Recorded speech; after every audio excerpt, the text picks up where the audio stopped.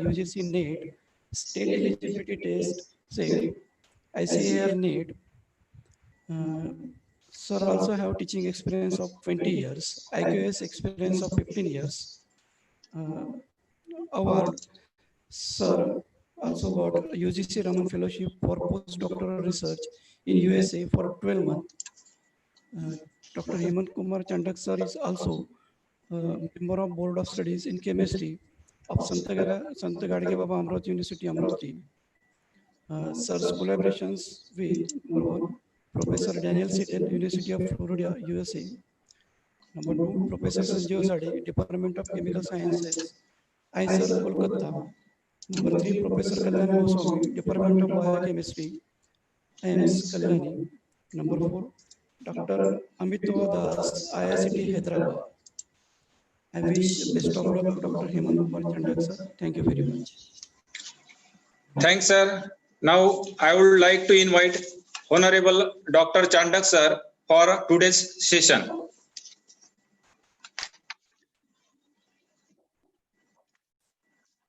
Yeah.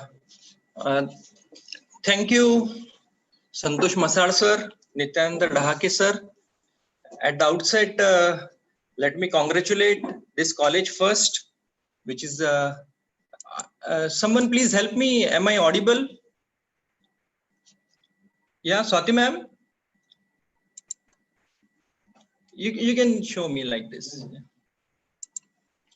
I hope I'm very much audible, and you can see my screen also. Yeah. So fine. So let me start now. Before I start, I have few things to share.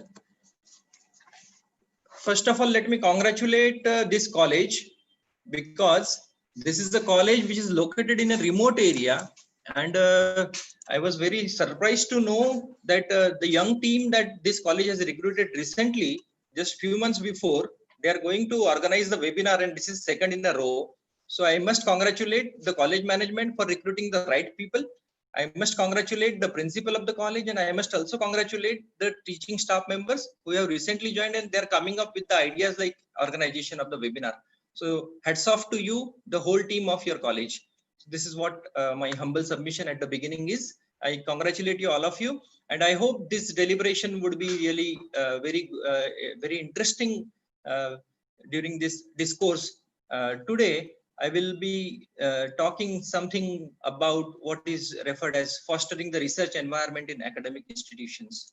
And webinars are usually, you do not have many more time to, you do not have much time to, I mean, spare things on other issues. So it's better to talk, because participants are very eager to know what are the takeaways they are going to take out of this webinar. So without wasting, I should thank each and everyone, and I should thank everyone who is a participant, who is working behind the scene for making this event. I have a few things in my mind. I would say that there are so many things I need to handle. I need to handle the technicalities as well. So in between, if I'm not following the things very clearly, let me know through the chat box. I will be using it very efficiently. Now, let me begin with the talk straight away. In fact, see, the topic that I have chosen, one day Nityananda Dahake called me and he said, sir, I want you as a resource person and we want to organize a webinar in our college. I said, okay, okay, no problem. Then he asked me what should be the topic. Then what I observed is what Swati Tayi has also mentioned in her inaugural address, that lagging behind or running behind the API will not lead to the quality in the higher education system. So essentially, we need to think beyond API. Today morning also, your organizer asked me, sir, will we get any benefit of this event in the API? So my question was, definitely you will get the benefit. My answer was, you will definitely get the benefit. But beyond benefits, there are many other things that you should think of. That's the one part. So in the today's talk, the flow of the talk would be like this. let me use this pointer. Yeah, can you follow the pointer? Well, I will use a laser pointer so that you can follow. Yeah, fine. So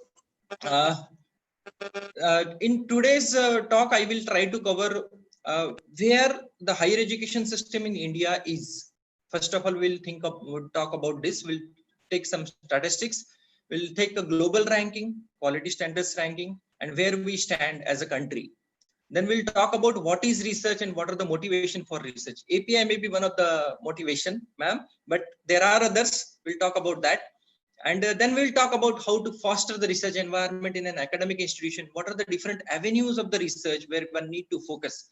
One of them is like, I will talk more in detail about research policy. I will talk about seed money. I'll talk about research paper, where to publish, how to publish. Then I will talk about research projects, how to write the grants, what is required, what is not, what is research guidance, what is the joy in mentoring the research student, organization of the conferences, linkages, which is very, very important because the institution is known when you go to any college and when someone says, okay, tell me what is your strength. And if that person tells you that I have a linkage with say IIT professor, then looking your perspective about that particular individual altogether changes.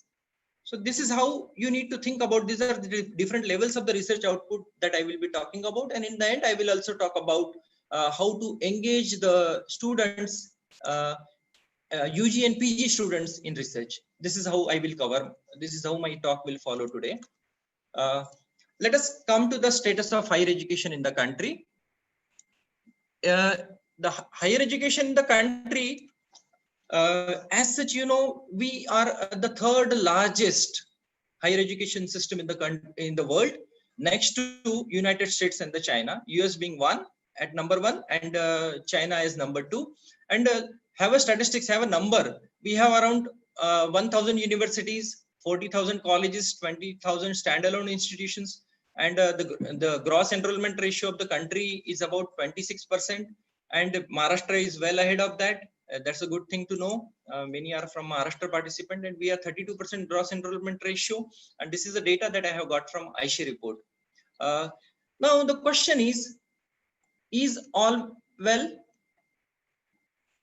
I also want someone to use the chat box. If something is not going well, please let me know. If I'm not audible, if you are not able to see the screen, please inform me. That will be really helpful for me. Is all is well? I think the answer is definitely no. The answer is definitely no. The reason is the higher education in the country has many more challenges, and these challenges are what? We know that there are many colleges all across the country, but there is no assurance of the livelihood. If a student comes to a college and if he goes back after completing his degree, whether he is getting an assurance of a quality livelihood, that's the question. And we have very low density of a quality college. Very few colleges are there which are really good in terms of quality. There may be colleges which are having 4,500, 4,000, 5,000 students in them. But the question is, what about the quality? It's not about the quantity. Another issue is a curriculum. Stagnant curriculum. I would like to tell you one story that I am teaching the same curriculum which I have learned 25 years back, and probably I will teach it up to my retirement. So is it that the same curriculum should go all the way throughout the service of a person as a student? I mean, a single curriculum throughout the lifetime, can you imagine? And it is a saying that there is only one thing that is permanent, and that is what? That is change. Only change is the permanent. So why our system, higher education system in the country, is not adopting that change in regard to the curriculum? Curriculum should be in line with the latest updates and latest involvement, latest technologies. Most important, crushing shortage of faculty. Fortunately, your college has got a few teachers who are recently recruited. But in most of the cases, in my college, we are having a shortage of about 30% of the faculty. So the thing is, again, no skill. And the youth in the country, ma'am, you said that the country is the youngest country. we got a demographic dividend, but that will be a demographic dividend only if the youth starts contributing. The youth are only end user. They are only using WhatsApp, Facebook, Twitter, Instagram. They are spending their energy, TikTok, and many more. So that's a worrisome situation. That's not a strength actually. The strength becomes weakness if it's not directed properly. And it's the role of an higher education system, we teachers, that we should essentially focus on how we can divert the students, how we can involve them to make India a superpower, as rightly said by Swatitai. And lastly, I would say there is no demand, no matching of demand supply gap. What industry need, what society needs, the higher education system is not at all giving. So that is one more thing. Again, let us have a look at the QS ranking. QS ranking, we know QS ranking is essentially it is published annually. It was also known as Times Higher Education QS World Ranking. Have a look at the statistics here. The statistics says that these are the top 5 institutions. And if you go back to last few years, you will notice that these are the 5 institutions: MIT, Stanford, Harvard, Oxford, and California. These are only 5 institutions. They are just replacing their places. Sometimes Stanford becomes one, sometimes MIT becomes one. So they are just playing what you can say Coco among themselves. But they are not actually. And you see, what about the status of higher education in the country?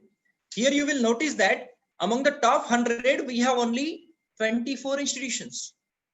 In the 2019 ranking, we have only 24 institutions which are a part of a QS ranking. They could get a place in top 1000 institutions of the world. And you see the first institution is IIT Bombay, which is 152. So no institution in the top 150. This is a worrisome situation. And if you talk, and you see that these are some of the good institutions we call premier institutions in India, like IITs, IISers, some central universities, some very good universities like Jadavapur, Central University of Hyderabad, Anna Malai, OP Jindal, some private university, they are also competing with us. And if you talk about the state university, particularly in Maharashtra, you will say that Pune University and Mumbai University, they find their places in 800 to 1000. So this is a situation that I would like to, place before all the participants. Now, what is the reason why we are lagging so behind?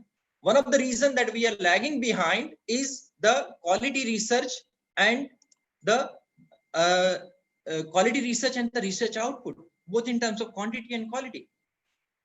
Now, if we want to change the situation, probably one of the solution could be that higher education in the country, many of my teacher friends says that we cannot do research. We have a lot of teaching work, administrative work, NAC work, X work, blah, blah, blah, blah. So many works they will say. But the thing is, I know I am also a teacher. I'm also an IQAC coordinator. I'm working all the way since 2.5 years. And I'm working for, and I very proudly say that I have not missed a single class. Even if I'm an IQAC coordinator, I have not missed a single class of my student. I completed all my syllabus. So we need to contribute. If we start contributing, and that's the way that you can contribute and make the things going. And that's why it is very, very essential that teaching alone will not take the higher education system to a new height. We cannot become superpower. We can become superpower only because this COVID-19 has awakened us. See, without research, now the people are watching at the electronic media as if tomorrow or day after tomorrow we will get a vaccine for COVID-19. But that's not the real story. Those who understand the science, they know that coming up with the vaccine requires a lot of time. So what is my idea behind this is, if we want to improve the quality of our higher education in the country, teaching and research should go hand in hand. Maybe we can think of a possible solution like research-based pedagogy.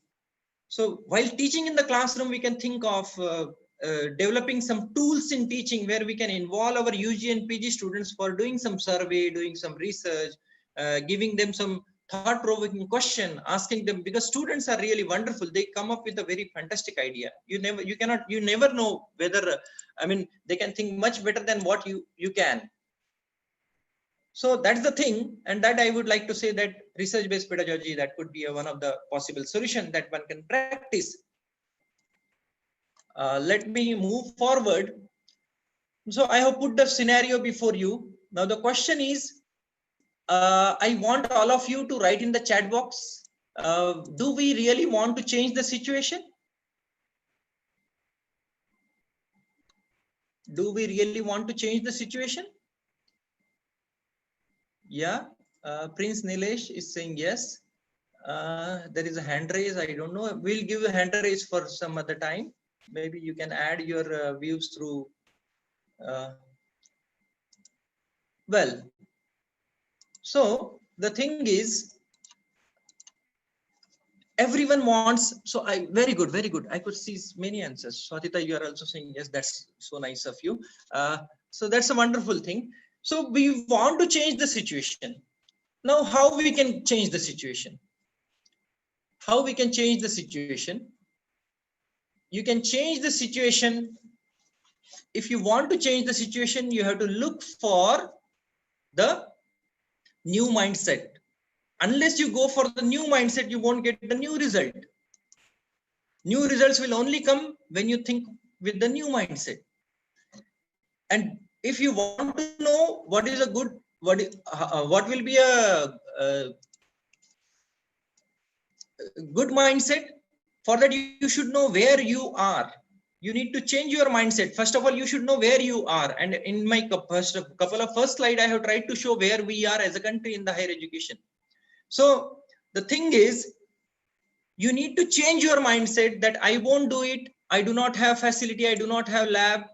I'm extremely sorry. I am actually acting as a host of this seminar as well, because I have few participants in the waiting room, so I have to add them as well. So sometimes I'm missing my link.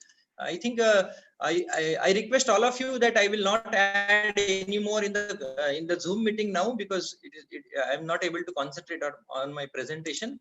So better way, those who are not joined yet, they should better join us on our YouTube live. Link is also shared. There you can join. So here onward, I will not join anyone.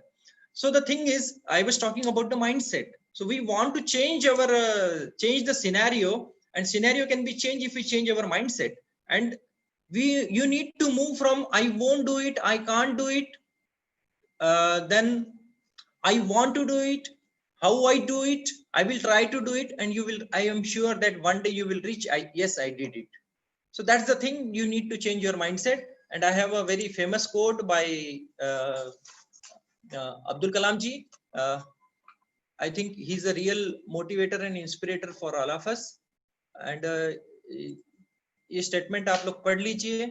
I don't want to, spend on time on this. But the important aspect is, if you want to follow something, if you want to achieve something, then you should have some goal.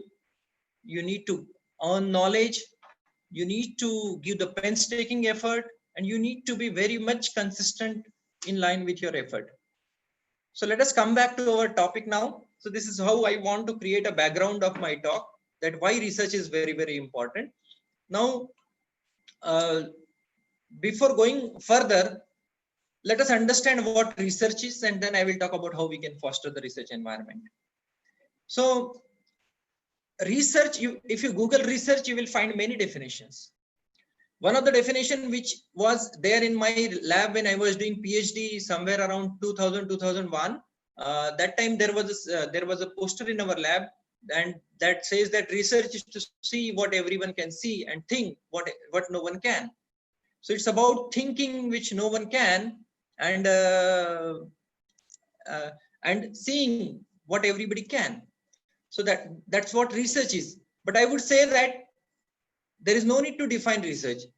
In my personal perception, research is a voyage, it's a journey, it's a joy, it's an intellectual joy, it's an attitude of doing something. It's an experience that you gain, and then that you can use everywhere throughout your life. It's a method of critical thinking, because there are a lot of problems, and when you practice research, gradually your critical thinking grows on, and that's one of the benefits that you get as a researcher. And it is an art of systematic and scientific investigation. and it is an opportunity to commit mistake. I would say that when you do research, you are only known for your success. You are not known for the mistakes. So we know the story of the one who what is that name? Inventor of the bulb, Thomas Alva Edison. Yeah. So Thomas Alva Edison was the one who failed many a times. He failed many a times, and during his 1000th experiment, he succeeded. So he is known for the 1000 experiment, not for the 999 failed experiments that he has done throughout his life. So that's an interesting part, that when you enter into the research, you are free to commit mistake. That's a wonderful part of the entering into the research. And the aim of the research should be contribute to the domain of knowledge. Contribute to the domain of knowledge should be the one important target that everyone should have when it comes to the research. Now, and research work, it's not necessary that many of my friends say that how can I enter into the research? I am very much occupied with teaching and all. It's essentially everyone should have one. There should be some X factor in an individual. And research does not mean that. Sometimes it can be volunteer, it can be funded. Volunteer, I would like to say that I have a 5 research student in my group, and right now I do not have any funding, but still my research work is going on. And what I'm trying to do is, I'm trying to contribute some money from my pocket. My research students are contributing something, and we are trying to build our lab. So sometimes you need to be understand that you need to have that X factor among yourself. If you have that X factor, then definitely you can go ahead with the research.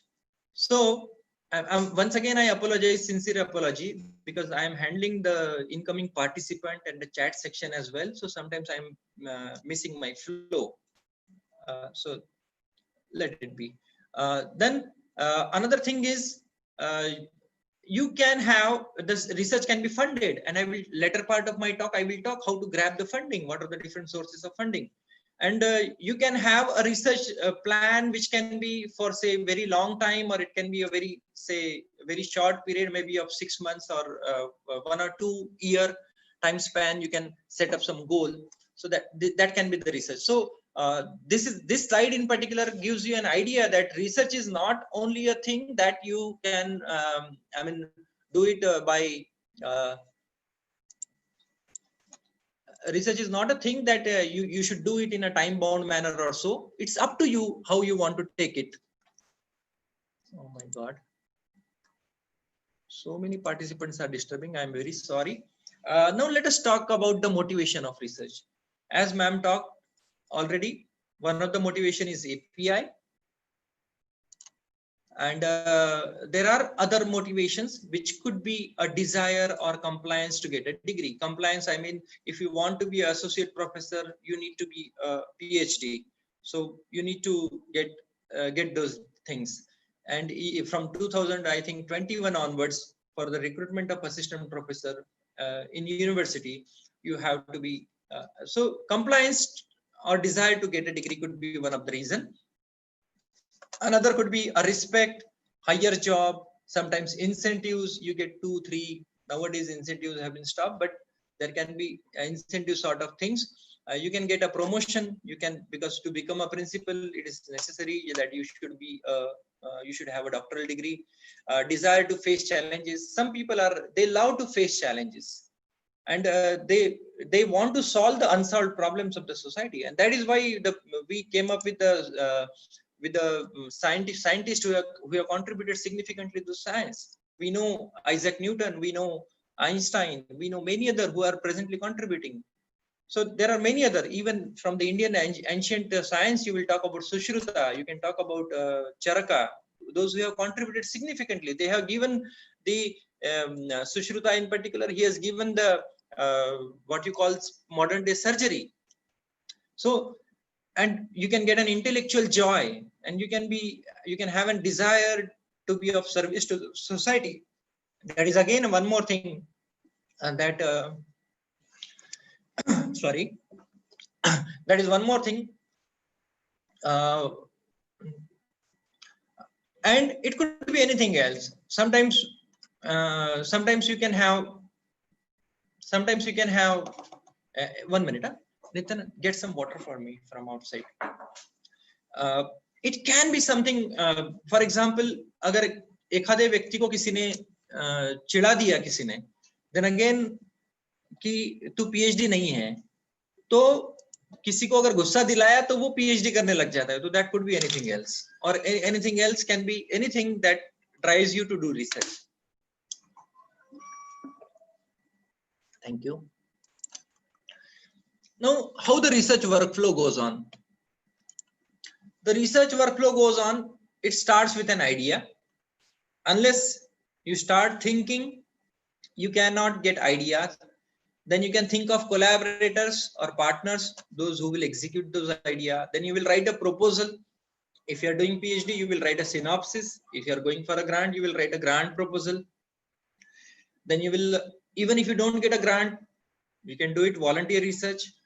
Then again, you can enter into a research process that involves the simulate, experiment, observe, manage the data, analyze the data, share the data.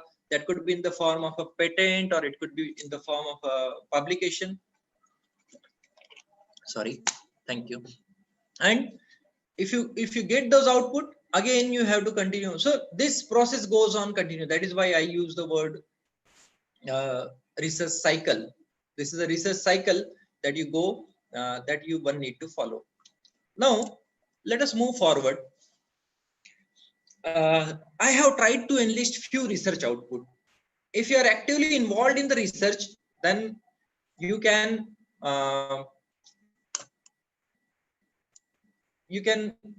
if you are active in the research, then you can find out that you can get a research output in the following forms. It could be a higher degree. Oh my goodness, participants are still coming into the Zoom meeting. No, it's okay, I'll manage. So it could be higher degree, it could be a publication, research paper, it could be a patent, it could be a report that is useful for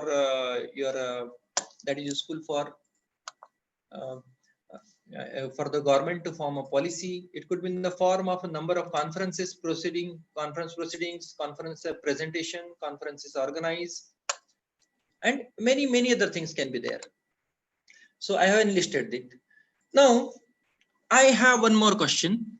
I want all the participants to take a part in the chat box and tell me who will do the research in the higher education system. Who will do research in the higher education system? I want you to, I need a mouse. I want you to put your responses in the chat so that, because this virtual platform is indeed a difficult one, but to make it it sometimes happens to be a monologue, but to make it a dialogue, we have to use this chat box very wisely. I want you to please add into the, we students, I need to do PhD, teachers, fine. Okay, what are the inputs required? What are the inputs required for the research? For the research, we need few inputs, and the inputs are,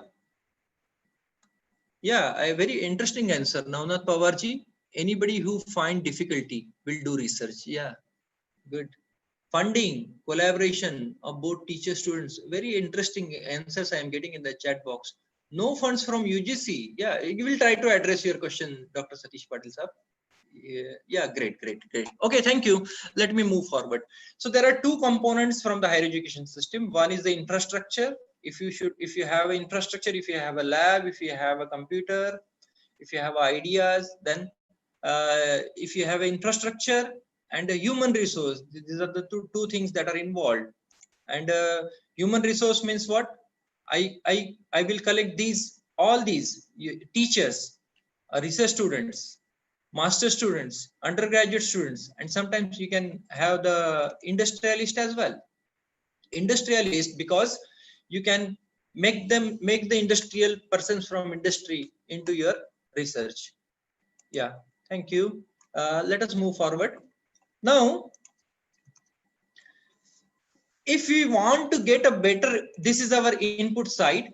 In terms of commerce or in terms of accounting, you can say that this is your credit side and this is your debit side and this is your credit side. These are the credentials that you are going to get and these are the debits that you need to spend.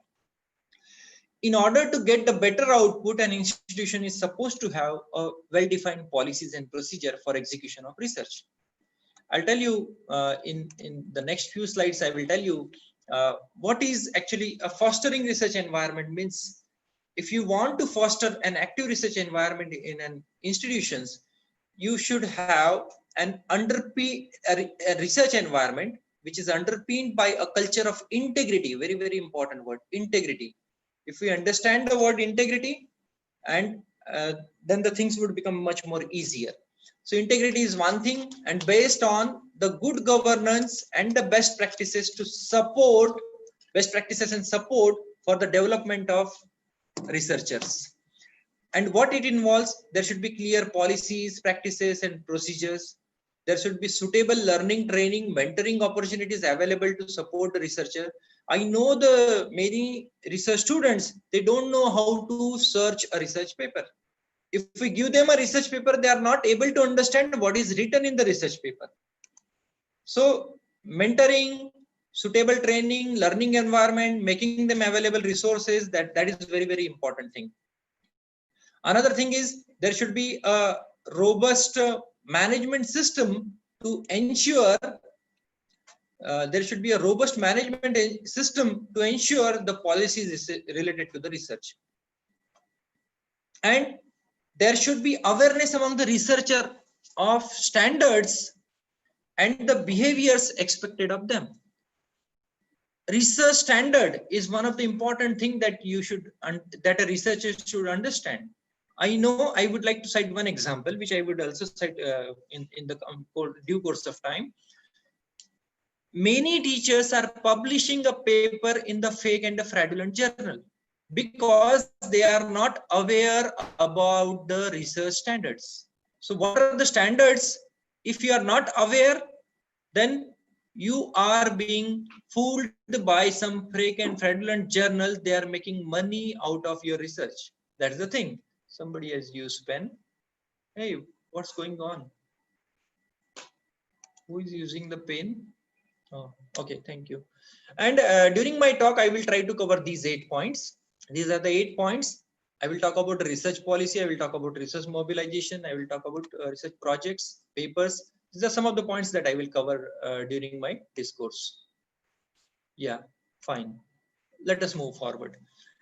My humble submission is, I'm assuming that there are academicians attending, all are academicians attending this webinar. So my submission is, every institution, maybe a small or large, maybe you are having a facility or not, what you should have is a well-defined research policy.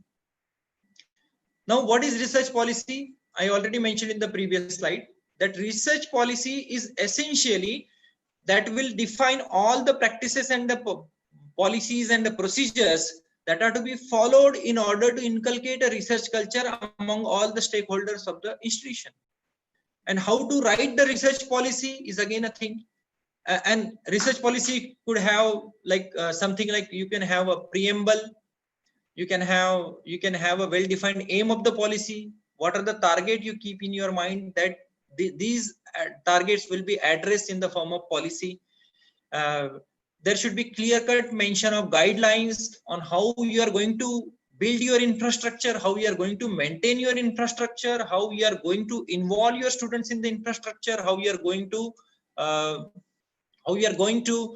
utilize your infrastructure, how you are going to increase the research output. Everything should be clearly mentioned.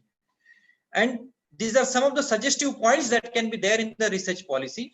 This could be a seed money, like if some new faculty joins your college, you can have a policy for seed money. Seed money is a kind of thing that I will explain in the next slide. You should have a well-defined plan for infrastructure augmentation, how you can augment the infrastructure, how you can develop the lab, how you can develop the research center. This involves the administrative process, like getting your lab, getting your center recognized from the affiliating university, and so on and so forth. Utilization of equipment, which I talked about. You have some equipment in one department which cannot be used by the people in the other department. So you should have a well-defined policy that if an institution is having a equipment, that equipment will be used by any department. They have to go through certain procedure. If they follow that procedure, they can use that equipment. All these things can be mentioned. You can have an incentive to the teacher for research outcome. Maybe a small incentive. Maybe in an annual gathering, you offer him, say, 1,000 rupees or a bouquet to tell that if you are publishing a paper in a really reputed journal, then the person who is publishing a paper in a highest impact factor may be given some incentive. A person who is going abroad for further studies may be given incentives. Policy can define student engagement in research, like something like summer research, how to write a grants proposal. If we get a grant, how that grants will be disseminated, functioning of a research advisory committee. Research advisory committee, RAC, has been mandatory as a part of your Maharashtra University Act now. And there may be, name may be different in other states also, but there is some committee which take care of the research activity. Training on research writing, which is very, very important, which I believe that many of the research students, even teachers, they are on the verge of retirement, but they are not able to even write a proposal. And I say that if the computer has removed the two commands, these two commands are Control-C and Control-V, then the originality will come out. But what we do, most of my teacher colleague and the students, what they do, they go for some paper, they do Control-C, Control-V. That's the best, simplest solution. But Control-C, Control-V will not take you long. That's the humble submission that I would like to make. Ethics and plagiarism, that is to be followed. I'll not talk much about this because of the time constraint. And these are some of the suggestive points. You can refer this presentation. So I was talking about seed money. Seed money is essentially a grant that you support to initiate a research activity or other innovative scholarship, which has a potential of generating extramural funding and an equivalent measure. What are the benefits of the seed money? If you have some policy for giving a seed money to the newly recruited faculty or existing faculty who is coming up with a very new idea, you give them some seed money depending upon the budgetary allocation of your institution. And based on that, if you can get that seed money, and if that researcher, he come up with some idea, initial result, then he can write a proposal and grab a big funding from the extramural funding from different funding agencies.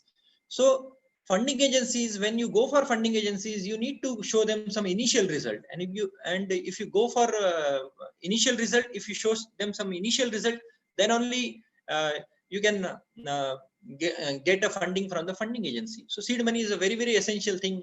This picture clearly clarifies the importance of the seed money. And funding is always required, and funding is required for, there are different aspects of the funding where you can get. You can get a funding for research project, execution of the research project, organization of seminar, infrastructure. I will talk more about the funding agencies in the coming slide. You can avail a travel grant for attending conferences abroad and in India. You can have a fellowship for advanced research. Like I got a Raman fellowship from UGC and I went to US for 1 year. You can have different awards and endowments that also offers you, like UGC Research Award is one scheme of UGC, which you can take. Funding is always required to do anything. These are some of the slides which I can show you, that these are some of the things that you can really grab. These are some of the funding agencies from where you can grab funding. This is a slide where you can grab funding for the development of infrastructure, not for the individual, but for the infrastructure of the institution. DST has come up with a scheme called DST Feast.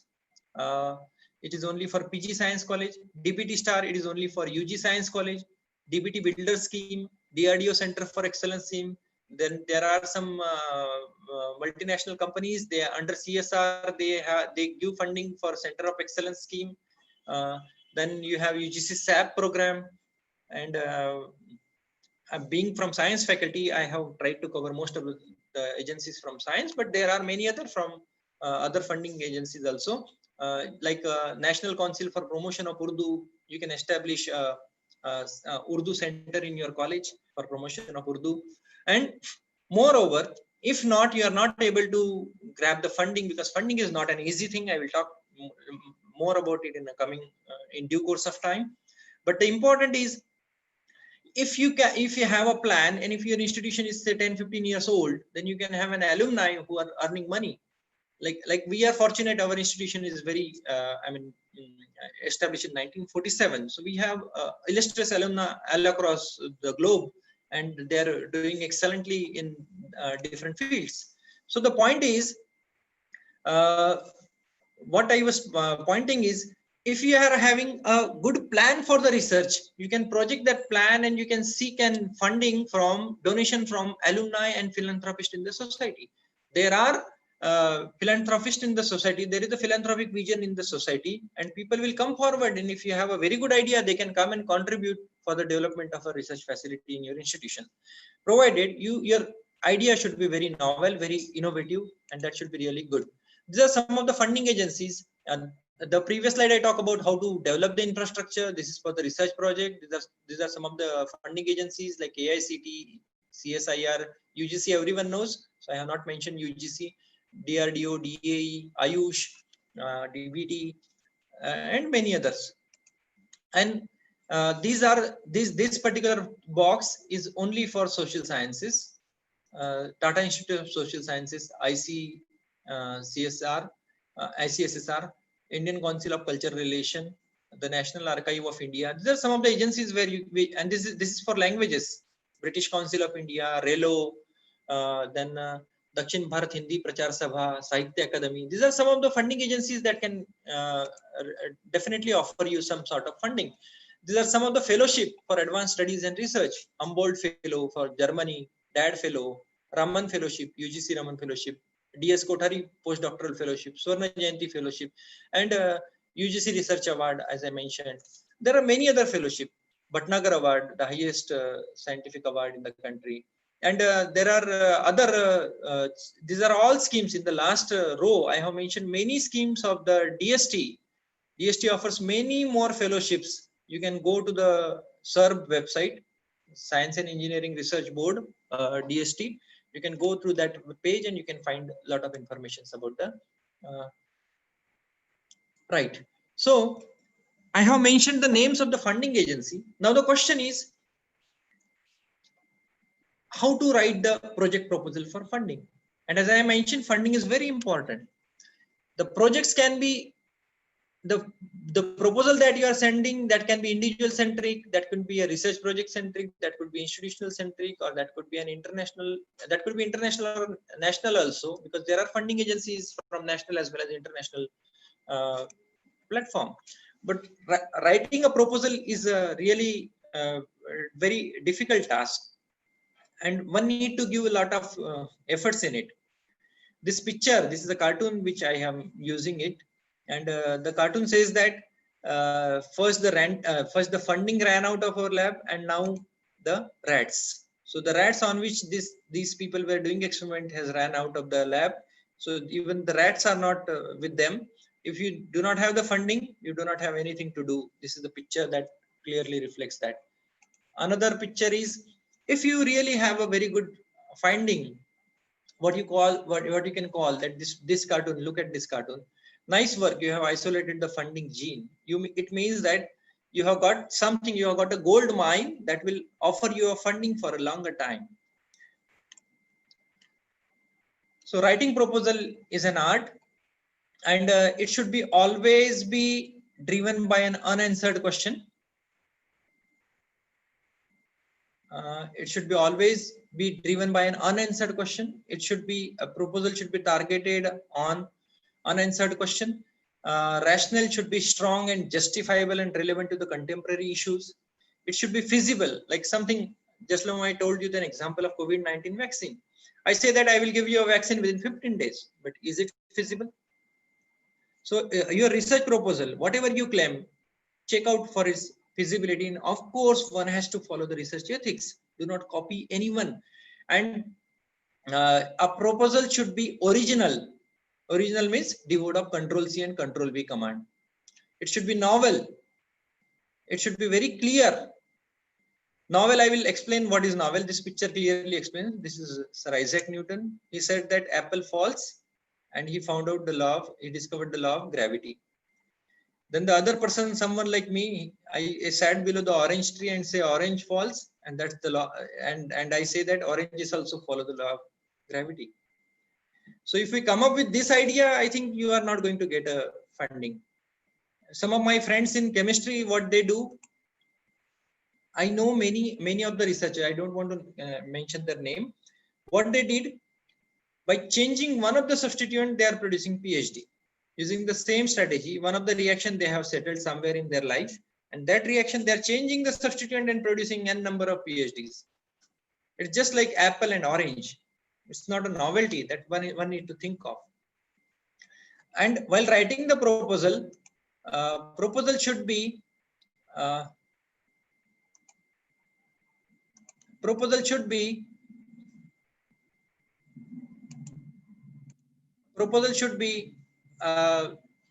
these are the some important aspect while writing the proposal. There should be thorough referencing, current trend should be covered, and referring only good quality. I will talk about good quality. Objectives should be very clear. There should be alternate plan, and there should be clarity at the end of the proposal, at the end of the project, what you will get. So this is what I want to talk about the research projects or the research funding. Now the next part that I would like to talk about is the research paper publication. One important example I would cite, I know a college which has published 71 papers in 1 year. There are around 50 faculties in the college, and they have published 71 papers in the journals. But out of those, when it comes to the validity or the quality of the journal, only 7 of them are Scopus Index or Web of Science Index or UGC Care listed journal. So if you are publishing papers in the fake and the fraudulent journals, you are not going to get any fund. When you publish a paper in a good journal, then only you can get a funding. You cannot claim a funding based on the paper that you have published in a fraudulent journal. So it's very, very essential that you need to publish a paper in a very good journal. I will talk about what are the efforts from the government side. So we know in 2007-8, after the sixth pay, UGC came up with API, Appraisal Performance Index. And what has happened? It has resulted in the floods of seminars and conferences.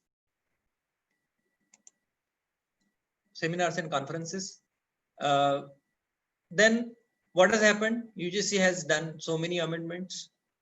Even after doing amendments, they are not coming up with the quality.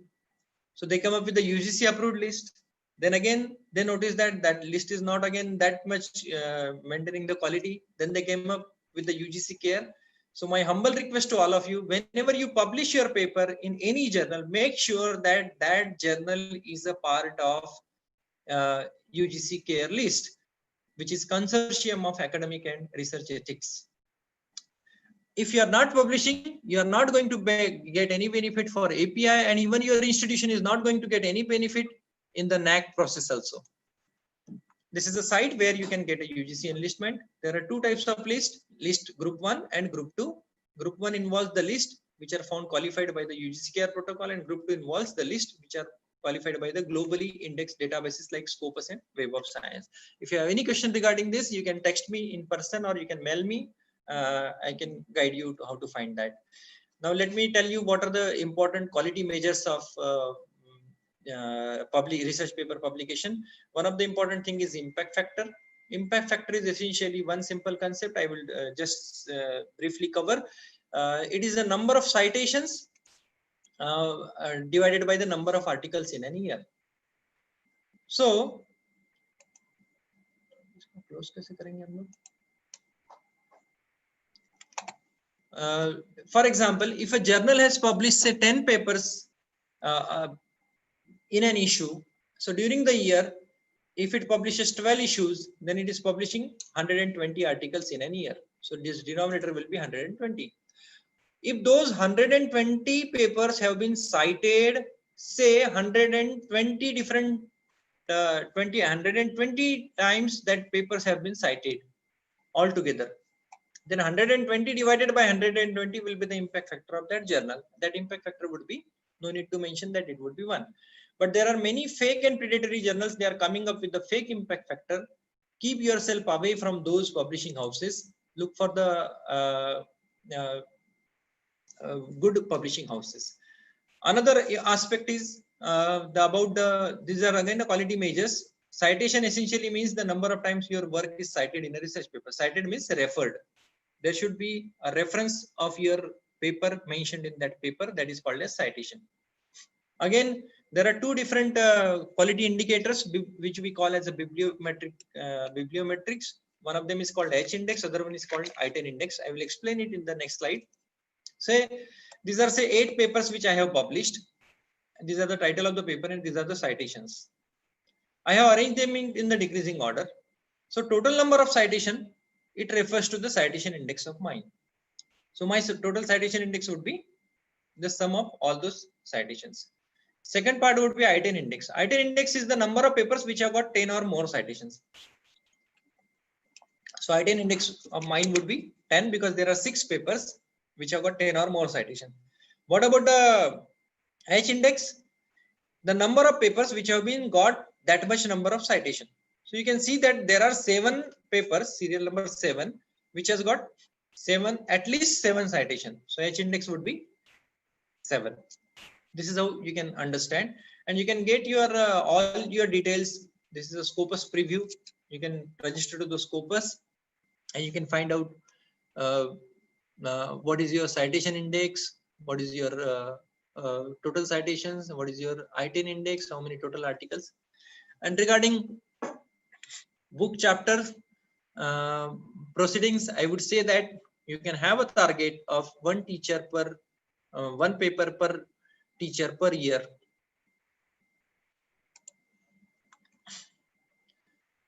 Okay, I think participants are really. Am I exceeding time? How much time? No. Let me check. Yeah, I'm sorry. It's already 12:15. I'll try to finish in another 10-15 minutes. Yeah.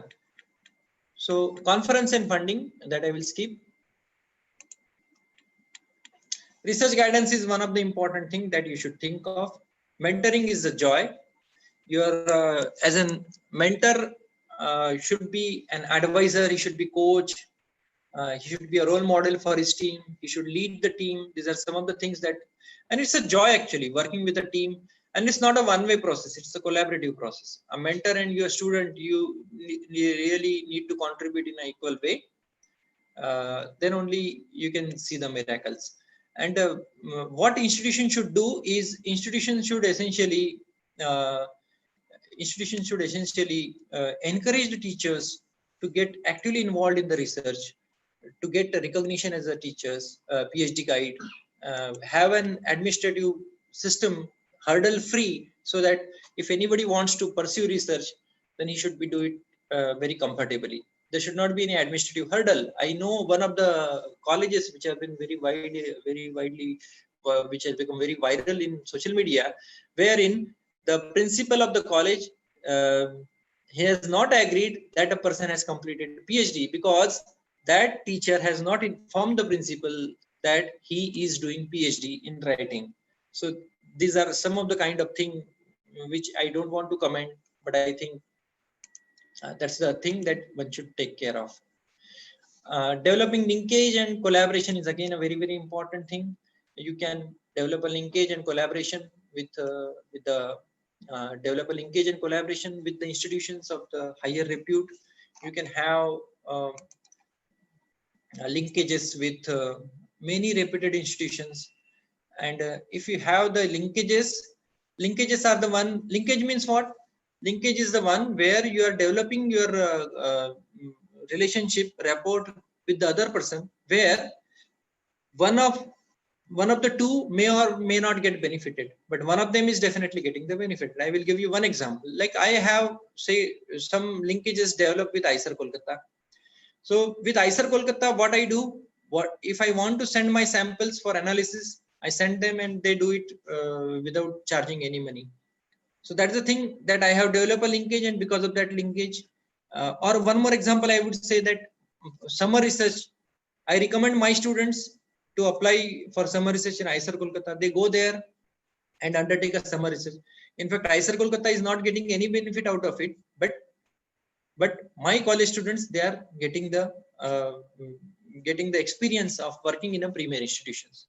So linkage is a process where one of them is getting benefit, and collaboration is the way where group of people coming together with the different expertise. For example, chemistry, botany, zoology, sociology, someone who is very good in understanding the public administration. If all people are coming together and they are coming using their expertise and coming for one common cause, one noble cause, and contributing, that can be called as a collaboration. This is a picture that clearly explains what collaboration is. Collaboration as a surgery, we know that surgery cannot be done by the single. We know that a surgeon is a one person, but in the operation theater, there are many other support staff and many other doctors. They're contributing. Anesthesian is there, someone who is taking care of the oxygen level, someone who is taking care of the power, even a non-technical person who is not in the OT but taking care of the uninterrupted power supply to the operation theater. All these are coming together and they are doing a noble work, that is of doing a surgery of the patient. And you can have a collaboration for running a course. You can run a course in collaboration. 2 or 3 institutions can have come together and they can run a course. Maybe research methodology course, you can undertake a joint project. These are some of the things that you can do. And at involving student is the last point that I would like to mention.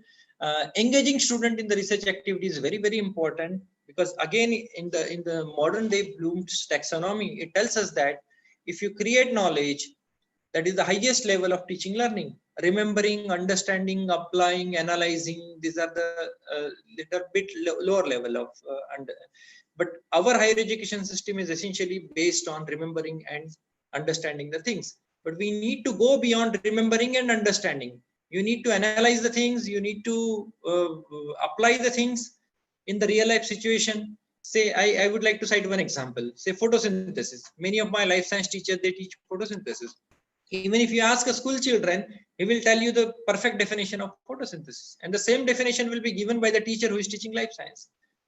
But the question is, how can you correlate how a photosynthesis can be helpful in solving the global warming issue?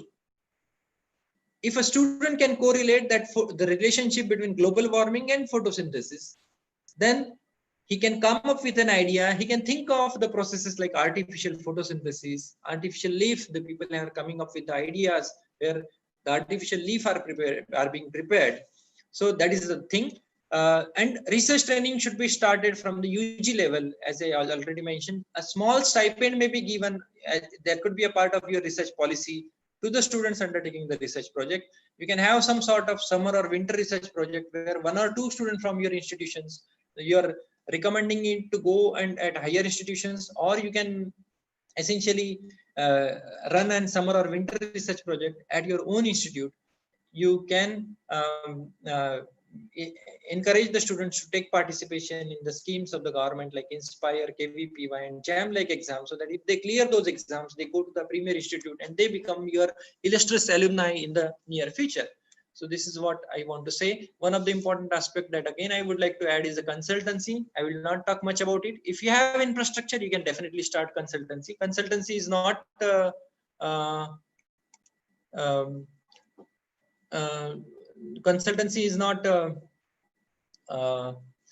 not about the infrastructure only, but it's also about the skill, the human resource. If you have a skilled human resource, you can utilize that. So something like soft skill, yoga training, that could be a sort of a consultancy. I will skip this. These are some of the things that at a college level, maybe through IQAC or through research committee or any other committee, whatever you have, you can conduct these activities for teachers, make them aware about what are the research things, make them aware about how to grab the financial assistance, provide them financial assistance for attending the conferences, make them aware about the ethics and plagiarism, how to use Control C and Control V commands very effectively. You can have something like research award as a incentive to the teacher. For student, as I mentioned, Summer Research Inspire KVPY Jam. So this is what I talk. I don't know how much time I talk, because once I start speaking, I don't know how much time I am speaking. So apologies if I took a longer time. These are some of the takeaways for the institutions. If you want to foster an active research environment in your college, in your institution, have a very well-defined research tab on your institutional website, which is giving you detailed. Conduct small workshop for the issues which I mentioned. Let it be a plagiarism, let it be ethics, let it be anything else. You can conduct a small workshop, and importantly, you should have a well-defined research policy. You can provide seed money, workshop on for training of faculty to tap funding, encourage them to go for postdoc. ऐसा नहीं कि वो कोई जा रहा है तो वो होशियार हो जाएगा, तो उसको रोकना नहीं है. If anyone is going for further studies, you should have an open policy. Most important, stay away from fake impact factor and fraudulent journals. Administrative ease for the research guidance and execution of the project at the institution is an important thing. And lastly, I would say engage all type of students, UG as well as PG. This is my email, and I can have the question answer kind of thing right now. Let me see if we have few hand raises. There are many hand raises. I would be really happy to take on the questions. Yeah. Yeah, Seema Abjani, I have asked to unmute you. I hope I was clear.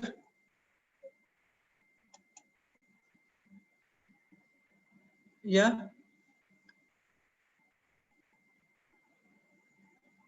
I would be really happy to take on questions.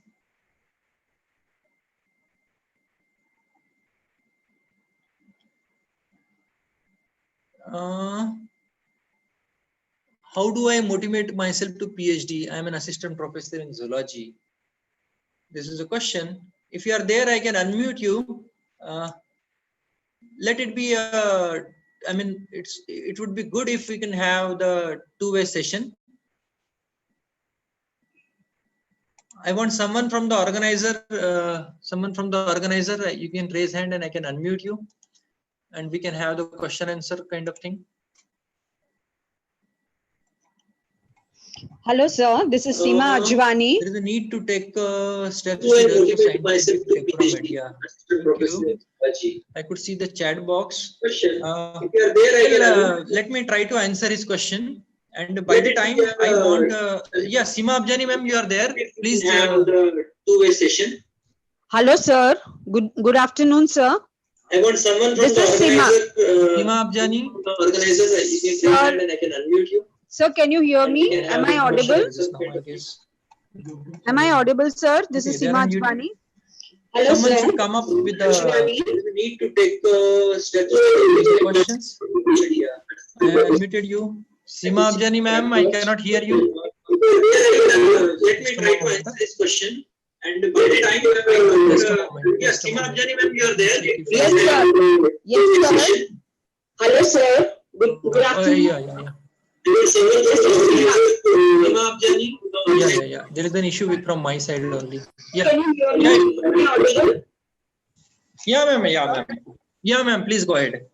Yeah, I wanted to ask you, because of the lockdown, COVID lockdown, students are unable to do research.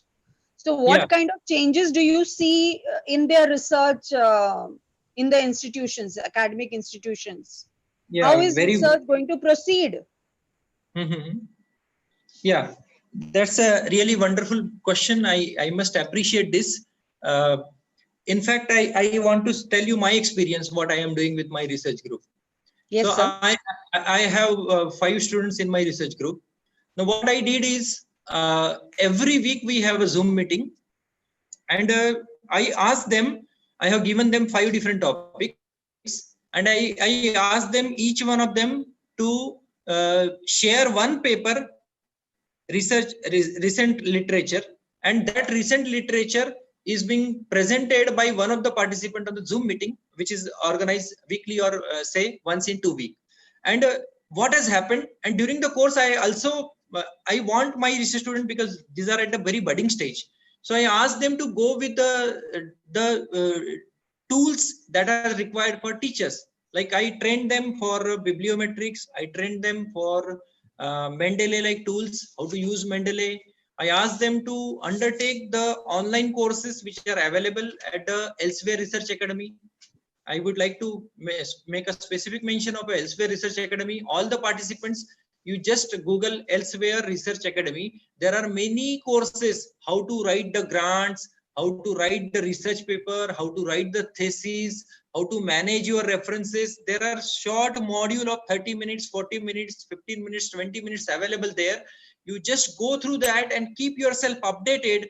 And actually, I consider lockdown as an opportunity, because if there would have been no lockdown, we have not spent so much time on this kind of thing.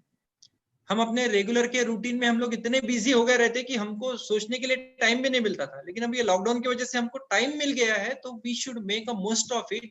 And I want, and actually CSIR has come up with the online summer research. Even IITs and IISER, they are conducting this year as some online summer research.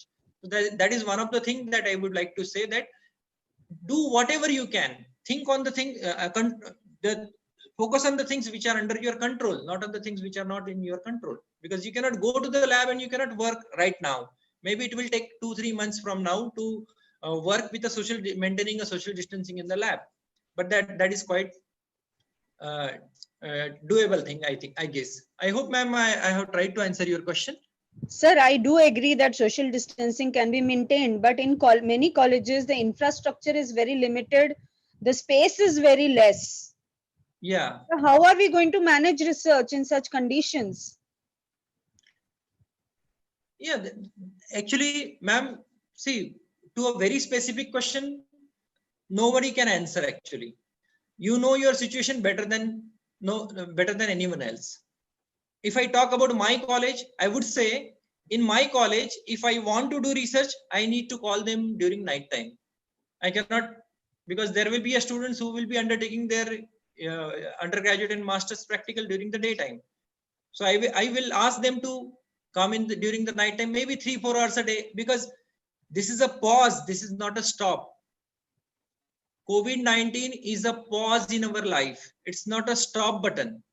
So we can take a pause, we can make ourselves equipped. There are many other things that you can do in online mode. So if we focus on that, I think, ऐसा कहते हैं कि अगर हम अपने आप को अच्छे से इक्विप कर पाए, थोड़ा हम मनन नहीं करते हम लोग, अगर हम मनन करें तो मनन करने के बाद में जो एक ऊर्जा मिलेगी हमको, वो ऊर्जा से हम जब नए से काम करते हैं, तो मुझे लगता है कि हम लोग अच्छी तरह से कंट्रीब्यूट कर पाएंगे. आपका क्वेश्चन बहुत वैलिड है, और इसको मैं बहुत टेंजिबल आंसर मैं नहीं दे पाऊंगा, क्योंकि I don't know your situation, but I tried to answer it considering you in my college and the way how I will deal with it. Thank you so much, sir. Thank you so much. Thank you, ma'am. Thank you. Yeah. Rajendra ji Tated.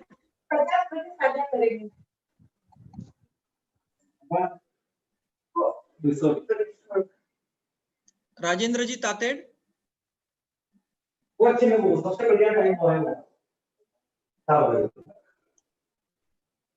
Jamdarkar.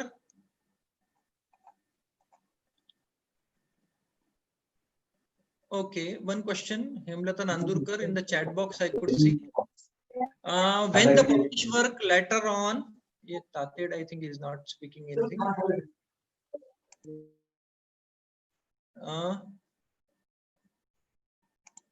When the published work later on doesn't come in updated care list, what the person do?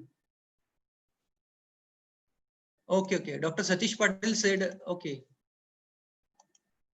Okay. One, yeah. We'll try to address one of the few questions. Hemlata Nandurkar, the question is, when the published work later on doesn't come in updated UGC list, what the person should do? I'm not able to get the question, but I probably guess that you are trying to ask, if you publish a paper which was there in the UGC list earlier and not now, what should be done? This is one important question that many a times has been asked by the participant. For that, I would suggest look for the journal which are not at the boundary, because there are some journals, they got their place somehow in the UGC listed journal earlier, but they are not a part of UGC care list now. So selecting the proper journal, doing a proper work, if your work is really good, you can find your paper in a publisher, globally accepted, globally indexed journal, for example, Scopus and Web of Science. So my submission is, look for the journal which is, say, Scopus or Web of Science index. If that is the case, then you won't find any problem. You are going to get your journal always listed in the UGC care platform. So that is the thing. One more question that is there is, I hope I was clear. I have tried to answer that question. One more question that is there is, recently Kolhapur University informed us not to take PhD student because my college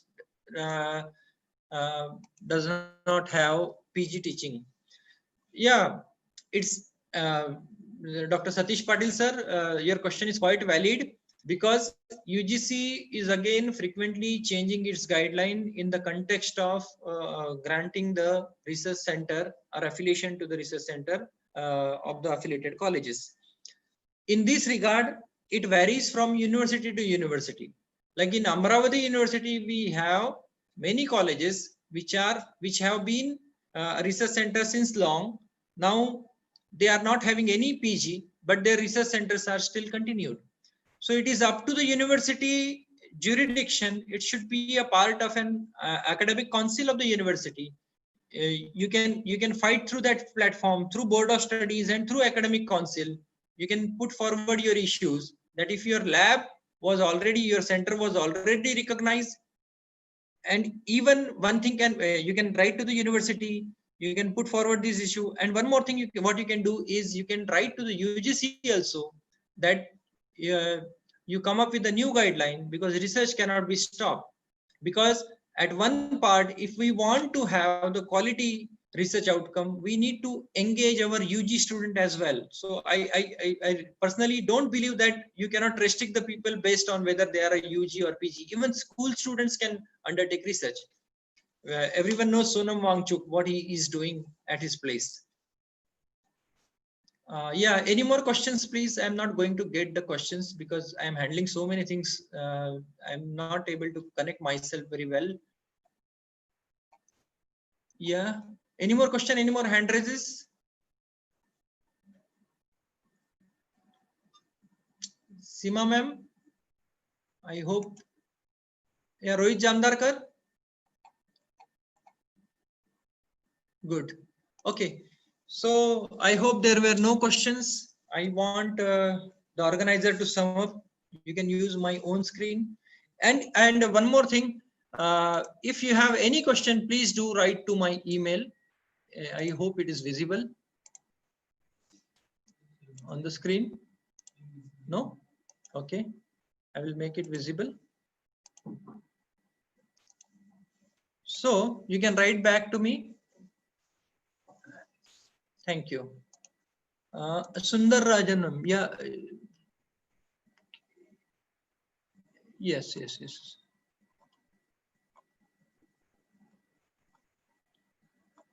I'm not going to get the questions. I'm extremely sorry for that.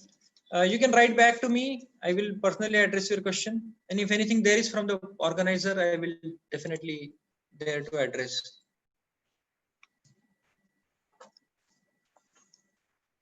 Over to you, Masar sir.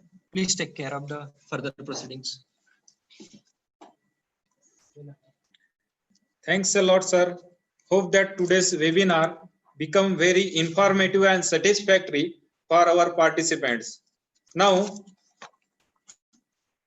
I hand over the charge to Professor Dahake sir for vote of thanks.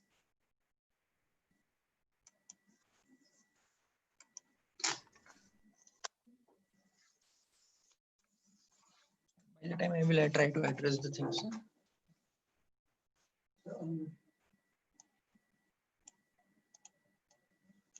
Unmute करना है? You are not unmuted.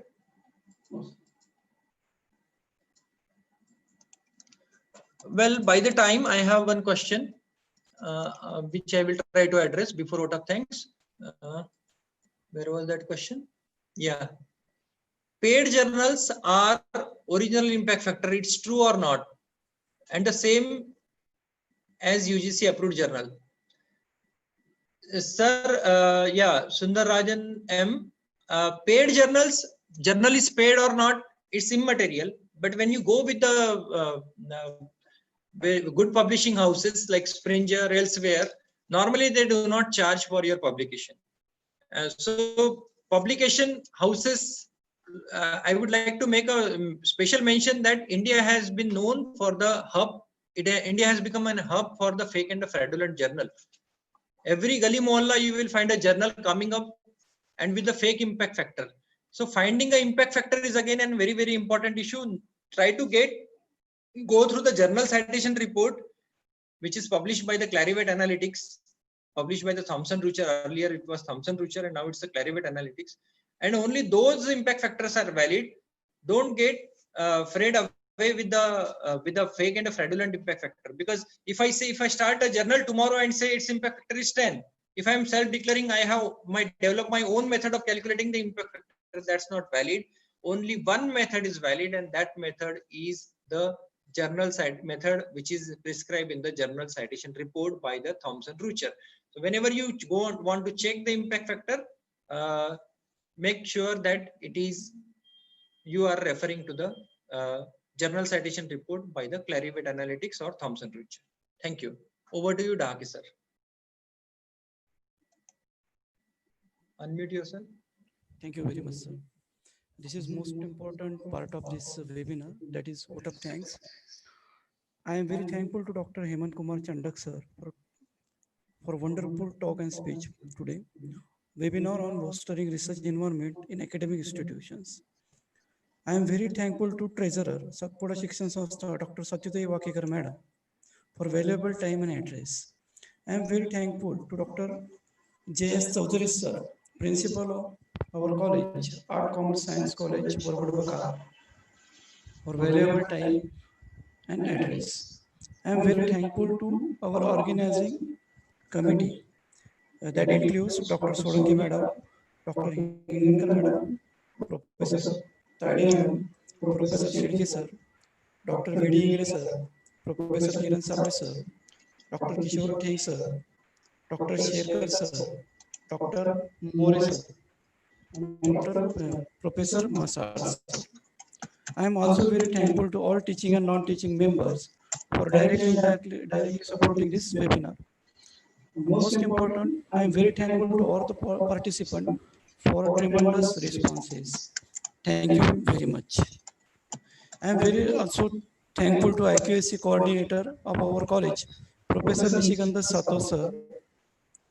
Thank you very much. Thanks to all. Feedback form is available on Telegram group. So I forgot to thank the organizer, everyone who is working behind the scene. I must thank every one of you. Thank you.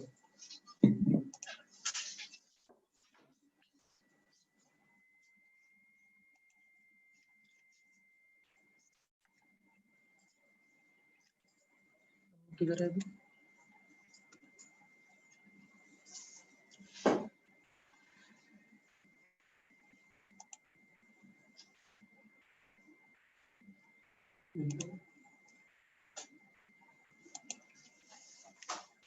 नहीं करते, रुको ना, बातचीत कर लेते हैं। कोई है क्या? लोग हैं कुछ बात करना चाहते हैं, उनको अनम्यूट कर देते हैं।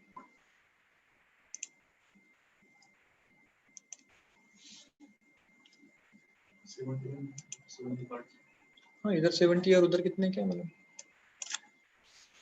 If we have something. निशिगंधा सातव ने हैंड रेस किया था यार. Yeah. हाँ हाँ. सर Hello, नमस्कार. sir. Namaskar, sir. Hello, sir. Sir, it was very nice experience to have your presentation, sir. Thank you. Hello. Thank you. Can you hear me, sir?